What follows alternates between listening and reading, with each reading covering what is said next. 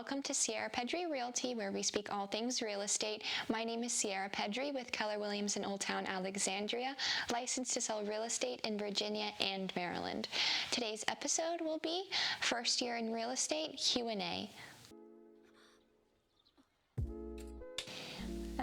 I received my license, my Virginia license, on November 23rd, 2021, and then I sold my first home middle of February 2022.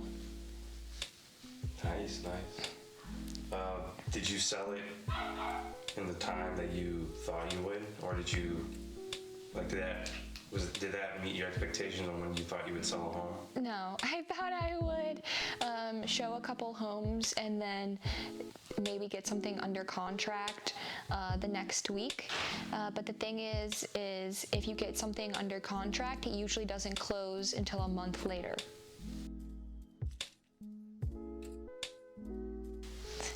I've sold 12 homes since February, and then I have one in escrow. Did I think I would sell this many homes? I didn't really go in with a plan, and I probably should have. I just, based my numbers off of my group's numbers, since I'm in a group, the William Close group. I based my numbers off of my mentor's numbers, and she said that she sold only her first, she bought her home, or sold one home her first year. So I knew that even though if you only sold one home your first year, in 3 years you could be doing $25 million worth of real estate a year. So I kind of wasn't concerned about how many homes I would sell my first year. I was more concerned about building my pipeline and being able to do $25 million in a year or two. So maybe I did think I would possibly do $25 million my first year, but that's completely crazy. I did $5 million. But I definitely think I can do, if I keep on, 10 million would be on track next year. So yeah.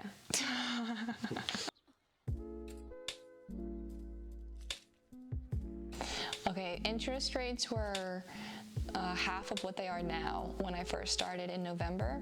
They slowly crept up to about 5% beginning of 2022.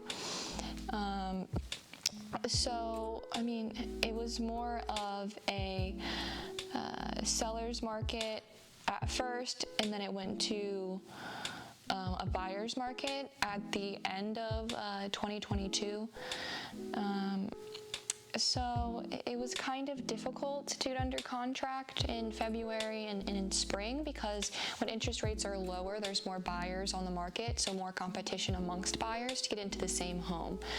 So that's where you were seeing things like the appraisal being waived and appraisal gaps being guaranteed up to $30,000.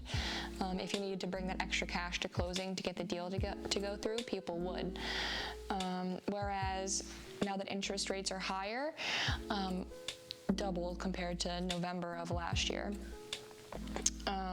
There's less competition in the market, so buyers are getting what they want. They're getting under listing, and then they're even getting equity on top of that, and then also your closing costs covered. So that's why it's more of a buyer's market at the end of 2022 and more of a seller's market at the beginning of 2022. Name some of your biggest struggles from this year, and also what were some things you wish you could have done different? I would definitely say that I had a lot of self-limiting beliefs, especially regarding my age in the industry. Most of my counterparts are older than me and have been in the industry for a long time, right? So I would just say I should have really taken into account that I come from a builder family. I've seen homes being built. I know the value of land. I know the value of a home, and I know the rentability of a home. So I know what someone is willing to pay for it. And I should have relied on those experiences more, because that's pretty much what real estate is all about. And I should have believed in myself a little bit more.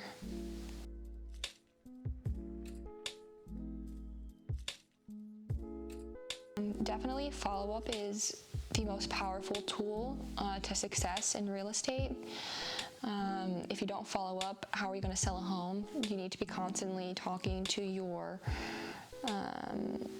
clients, seeing how they're doing, like, even mentally, like how are they feeling about the market. Like, you need to know your clients, essentially.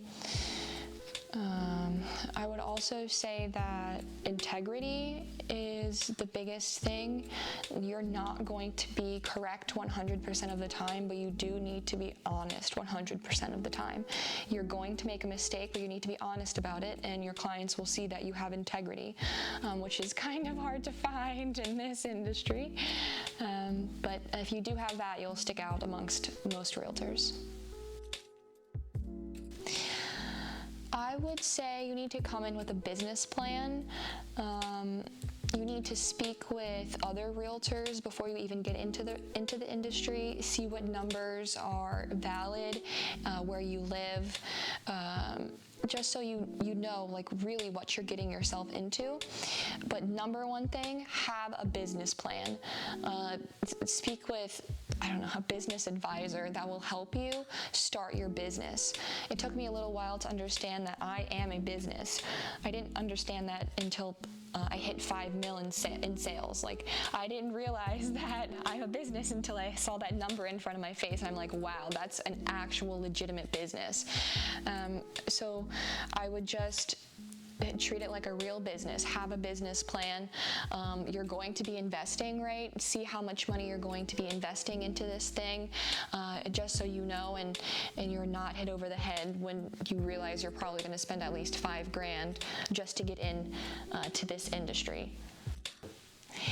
My expectations for my second year would be to at least do as much as I have done this year, so 5 mil at least. I would honestly expect that I could do 10 mil if I really, really work hard.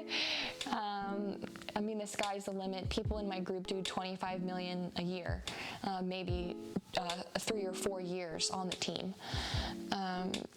So I think I'll at least hit 10 mil next year. All right, thank you. Thank you. Bye, guys. Hopefully this was helpful.